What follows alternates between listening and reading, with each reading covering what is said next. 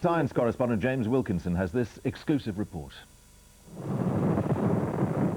When John Glenn went into space last month, his crew included not just American astronauts. Also on board was a Spaniard and a Japanese. Now it seems NASA could eventually launch an official British astronaut into orbit.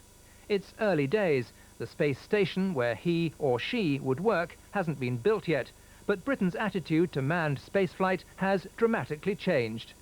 It was the British-born NASA astronaut Michael Foale who triggered the new interest.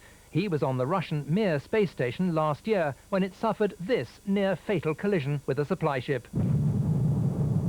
Foale attracted huge publicity. An official British astronaut would have a similar following.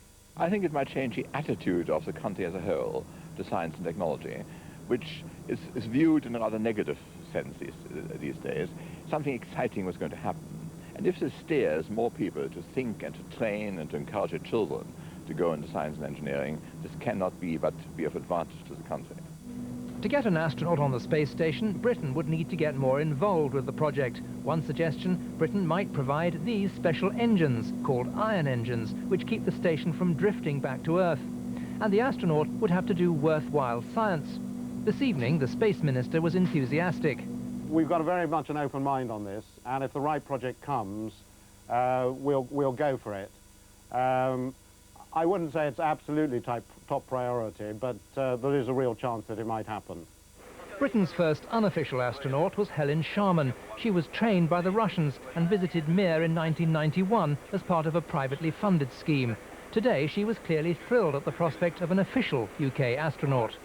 The whole concept of a proper British astronaut, and I say proper British astronaut because my mission was not commercial. Mike Foale went into space as an American, although he also happens to be British. I think it's right and very timely we should have a proper British astronaut now. Apart from the space station, Britain has a number of other space projects under consideration, and they can't all be funded. But such is the enthusiasm, it's now clearly on the cards that one day Britain too will have her very own astronaut hero. James Wilkinson, BBC News. Tony Blair has delivered a strong defence of the Union.